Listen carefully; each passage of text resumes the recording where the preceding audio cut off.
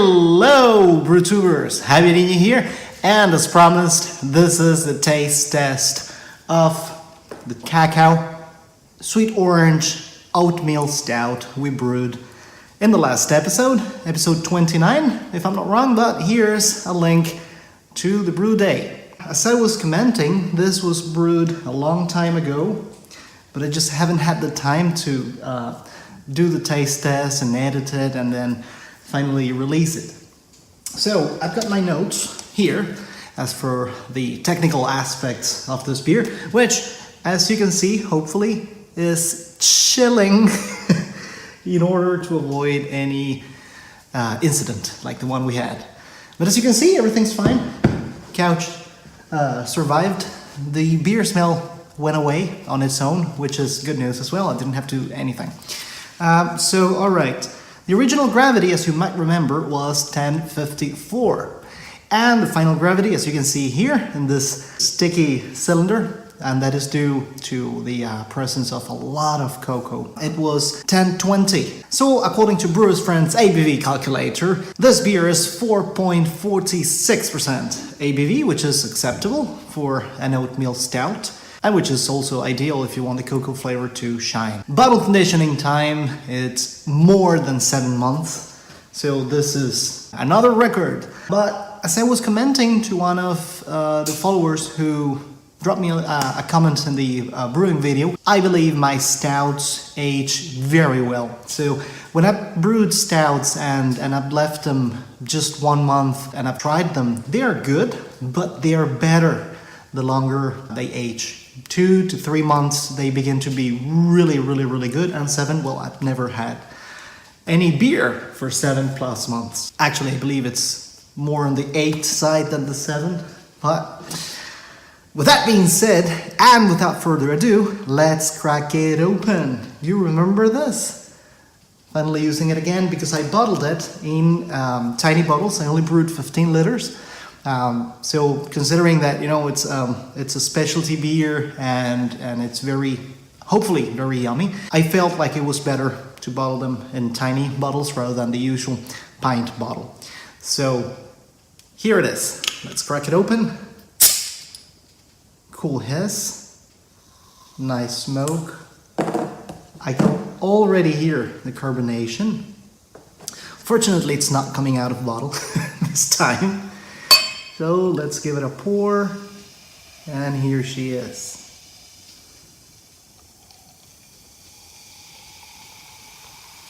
Now, there's one thing you will notice immediately, and that's probably the flaw of this beer, is that, there you go, the head just went away. And I guess it went away really quick because of the cocoa. I added a lot of cocoa, and also because of the oatmeal.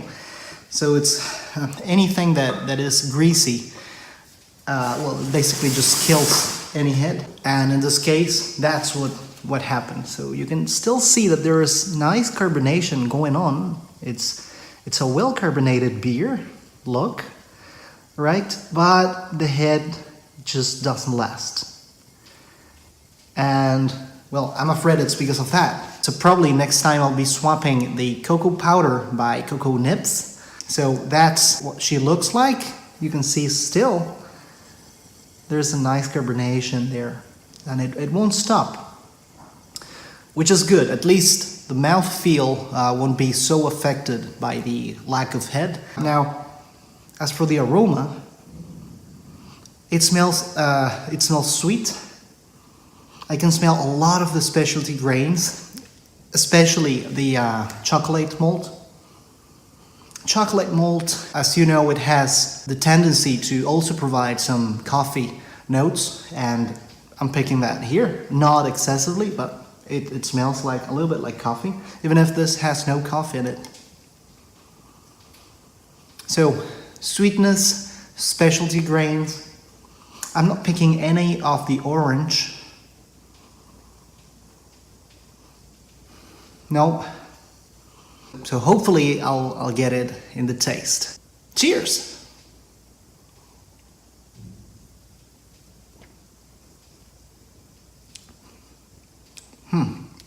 So yeah, as I was saying, mouthfeel is right. It just feels like a beer, like a normal beer with nice carbonation.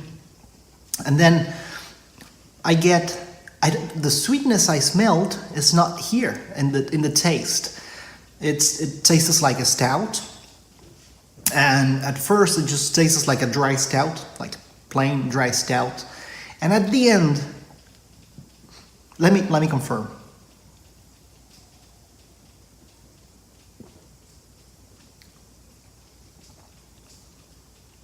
So, all right, it tastes like a dry stout. Then there's the orange, very, very tiny hint. And actually, I was looking for that. I didn't want the orange to be, like taking over the beer. I wanted it to complement the chocolate, and it's happening here.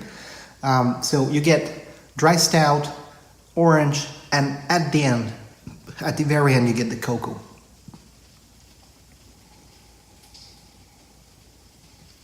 As it gets warmer, it's better in flavor, obviously. This was chilled 2 days, I believe, in the fridge, and the fridge is set to maximum temperature. Well, actually lowest temperature because it's crazy hot in here these days. So this cold beer is coming actually very handy. Yep, very, very good flavor. It's even getting better in flavor as it gets warmer. It's just a more intense presence of all what I've described. So sweetness, specialty grains, that's what you get from the nose. And now it's being more intense. Let's dive in again and see if we get something else.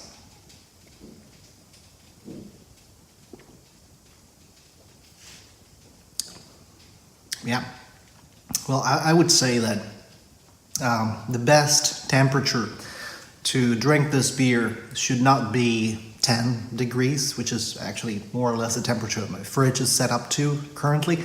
I would say 15, 16 would be the ideal temperature, in my opinion, for the flavors to have the presence they deserve. And it's a lovely beer. So, things that I would change in this beer, definitely. Well, imagine that this happened, the absence of head happened, even if I added some carapils. And I did the step mash for, to improve head and head retention. And this was all killed by the excess of fat. So I would say that next time I will try extract, cocoa extract, but I'm afraid that's also oily or greasy. So probably that's not a good idea. I think cocoa nibs are the way to go. That's what I would change about this recipe. The other thing I would change is the amount of oatmeal. I don't know what happened here, but I was looking forward to something more noticeable, and what I get here is just a dry stout. It's as if I just didn't add any. I would say this tastes like my vanilla espresso stout without the vanilla, without the espresso, well, a little bit from the specialty grains, and with a very, very nice hint of orange. And that I would definitely recommend you to do that. Use dried sweet orange peel. That's the best. So that's it for me. I'll enjoy the rest of this.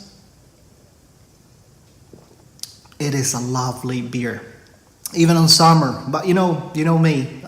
I can drink IPAs in winter and stouts in summer. I'm not strictly attached to seasons when it comes to beer. I just enjoy them all, and I think this is a good one.